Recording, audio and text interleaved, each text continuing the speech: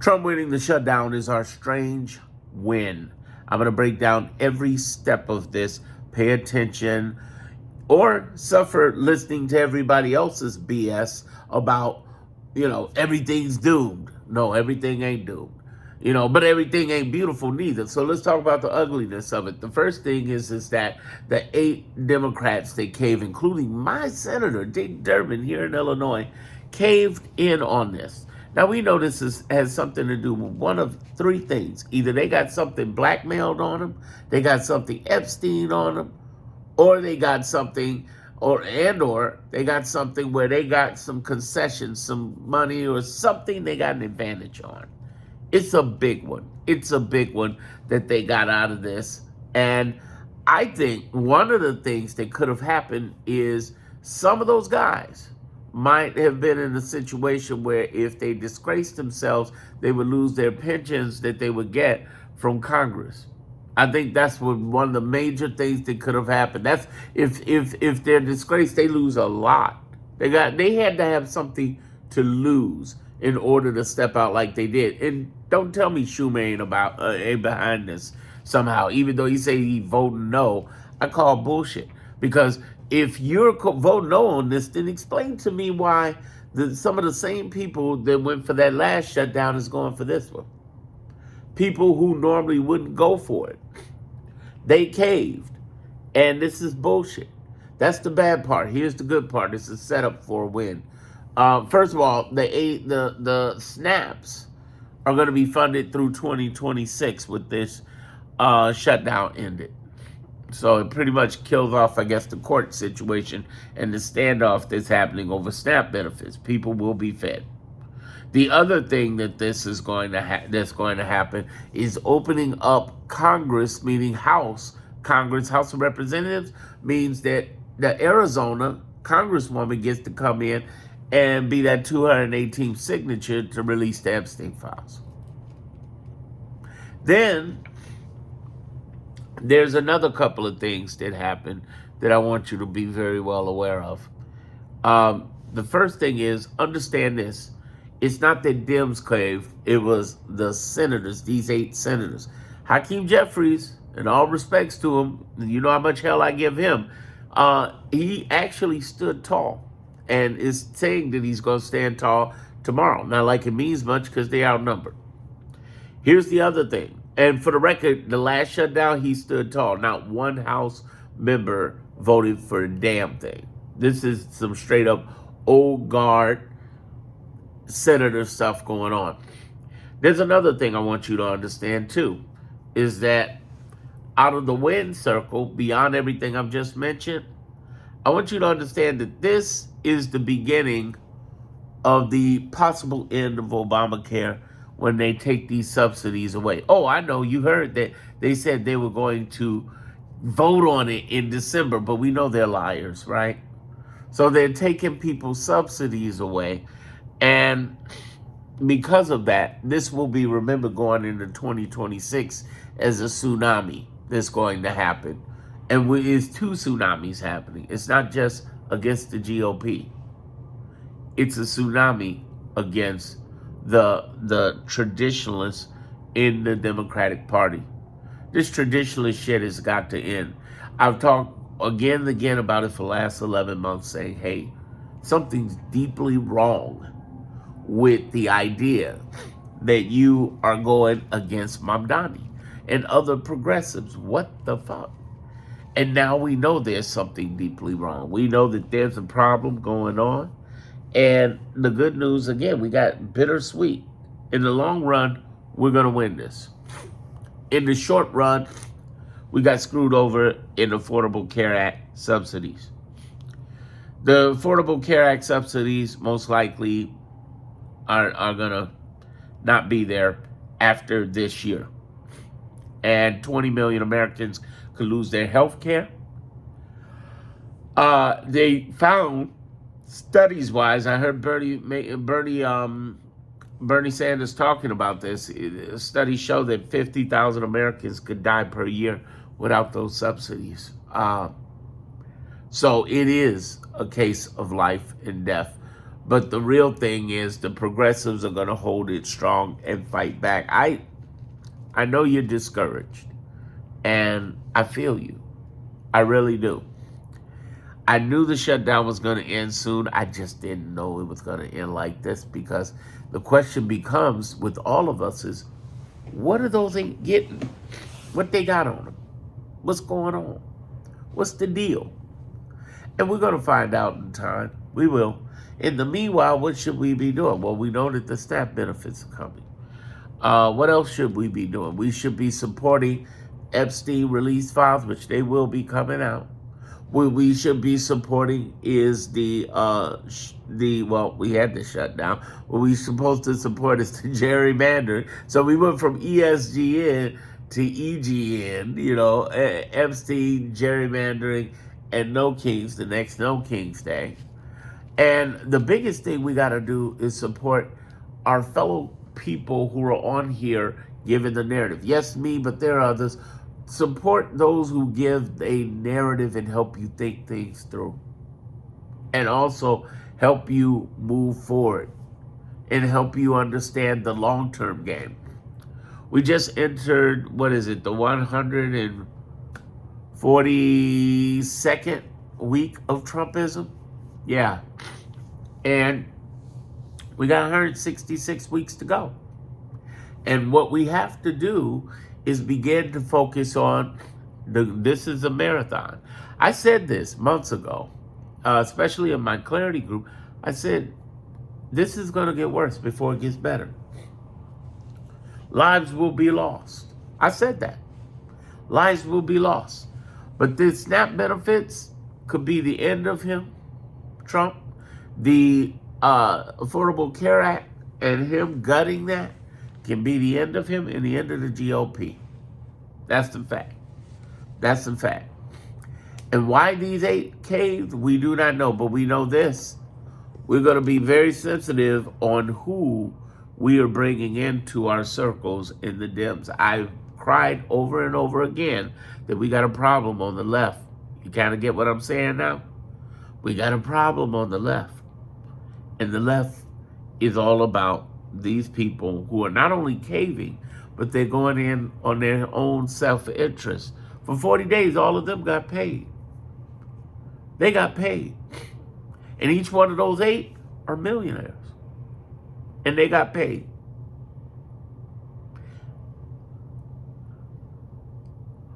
We have been fucked. But from this, great things are going to come. And our best days are still ahead. And here's what I mean by that. Trump winning this shutdown is a weird win. And what I mean by that, excuse me, I'm going to blow my nose.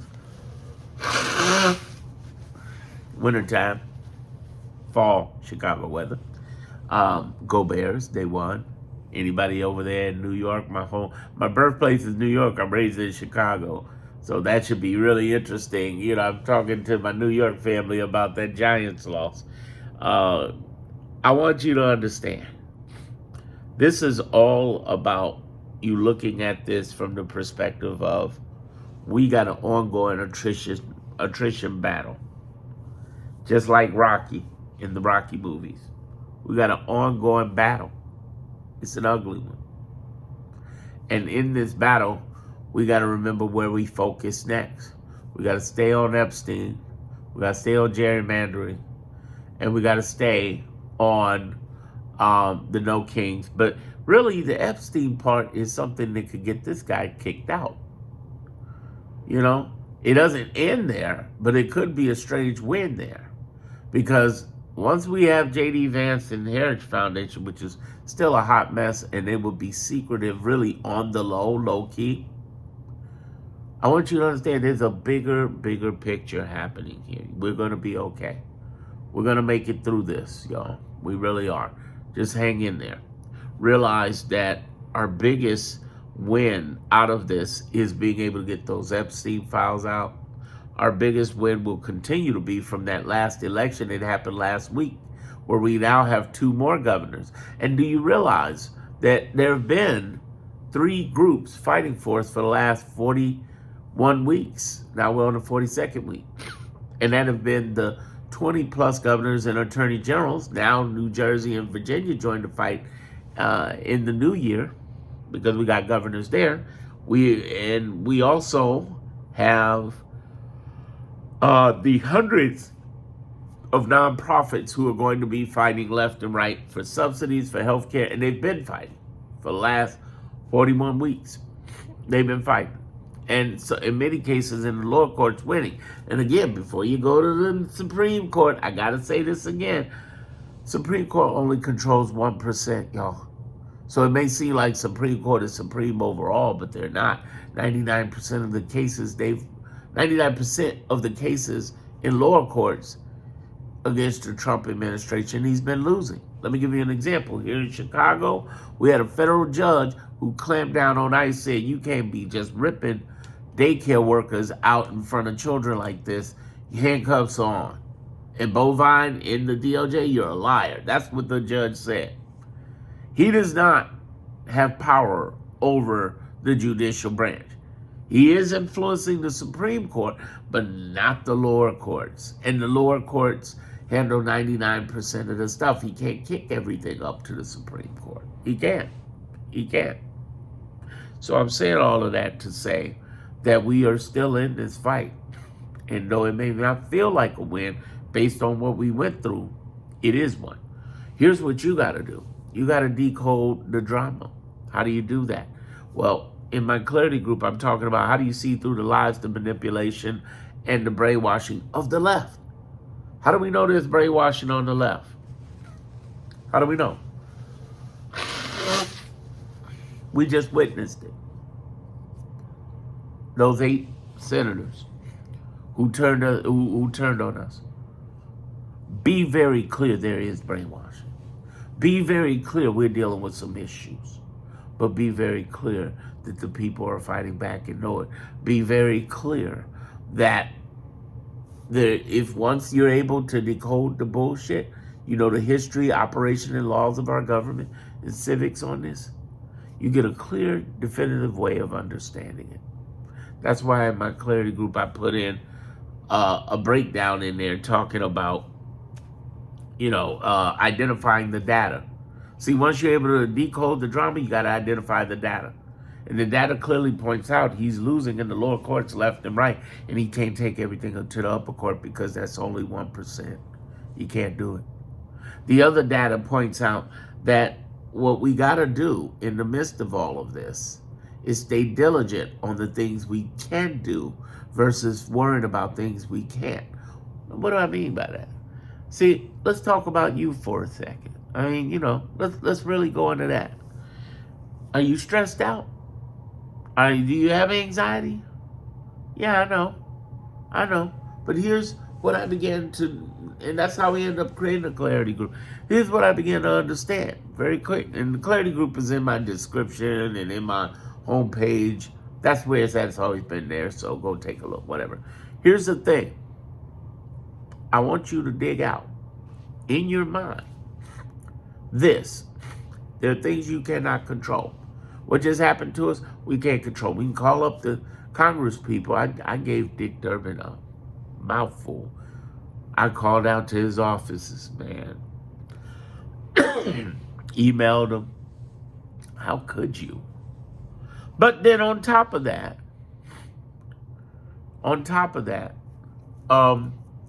we have to begin to look at ourselves. So what do I mean by that? What ways are you mitigating toxicity in your life from people around you? If there are people on the left who are alarmist, conspiracy theorists, doom people, you got to pull yourself away from that. If there are people who are suffering from a lack of knowledge, and most Americans are, they don't know the history, operation, laws of our governments, HOL, as well as the ACDs, alarmist, conspiracy, doomsday people. If you're not protecting your spirit on a regular basis, this could weigh you down and give you a heart attack and stress you out. The other thing you should understand, and this is a big one, you should grasp the bigger picture of this, which is the many outweigh the money. And that showed up this past week in those elections. And that's going to show up when we go into 2026. Trump's going to show his ass over the next year. No surprise there, right? No surprise. He's showing his ass. But the one thing I will tell you is this. As he's showing his ass, we're doing whatever we can to fight back with those 20 plus governors and attorney generals, as they have been fighting. That's the only real Democratic leadership we've had. And they've been doing a great job, doing the best they can. Then we have the hundreds of nonprofits. And then we have the lowercase courts who've been standing on business and fighting back. We'll just keep on fighting. But at the same time, what are you doing for you? Are you listening to alarmists, conspiracy theorists, and doomsday people? I know there's a lot of you seem to be doing that. You know, they say, I'm not doing it. Yeah, but I see you doing it. Then there are people out there who are listening to all of the wrong type of knowledge. They're feeding their minds with garbage. On top of that, ask yourself this. What do you love? I know it sounds crazy, off court, but what do you love? Because when you start thinking about what you love and what you focus on, things get better. Remember this, the mind can't accept positive nor negative at the same time. And I'm not here to alarm you, I'm here to arm you. I'm here to help you understand the bigger picture.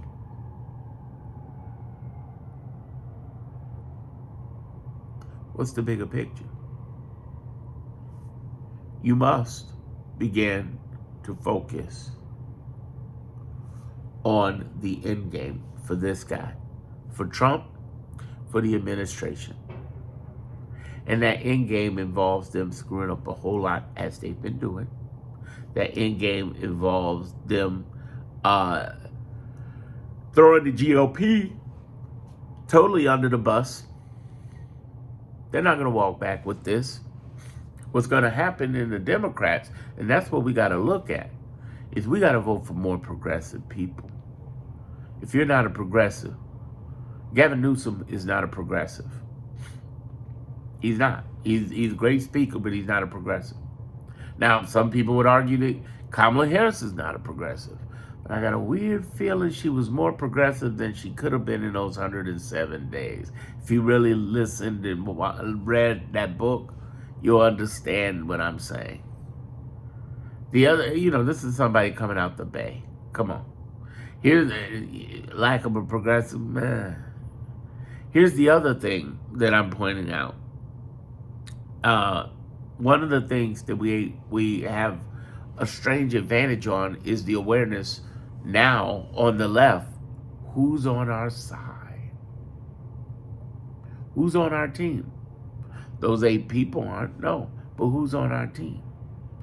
What should we be voting for in 2026? Who are the progressives coming in 2026?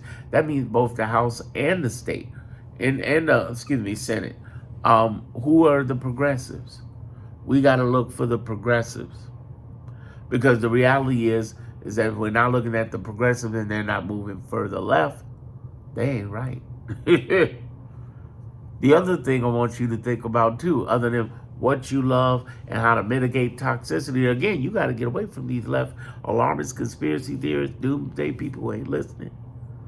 The commonality of thinking is not going to help you grow. It's not. What you got to do is take it one step further. Our strange win in this is that Donald Trump is now set up to lose big, big. When you take away 20 million people's subsidies, what do you think that's going to do at the polls? Exactly. When you try to screw people over their SNAP benefits, what do you think that's going to do at the polls? Exactly. But also not just the GOP, the traditionalist Democrats. The traditionalist Democrats, like the ones that caved, we're highly sensitive to. And every one of their areas. And it doesn't matter whether they're running again. And like, for instance, mine's Dick Durbin. He ain't running again, thank God. But so on his end game, he's just screwed us over. But the people to replace him, we got to find some people that are not traditionalists. That are not traditionalists. We got to get the traditionalists out the door. And we got to begin to, again, find what we love, mitigate our toxicity, and find more ways to be happier in what we're doing. Listen, you can doom and gloom all day long, but there's shit you don't control. I talk about this all the time in my group. There's shit you don't control. So why are you stressing out over it? We got to get better on that. We're going to be all right. It was an ugly one. It was a setback, but it's a setup for a comeback. Check out my next video.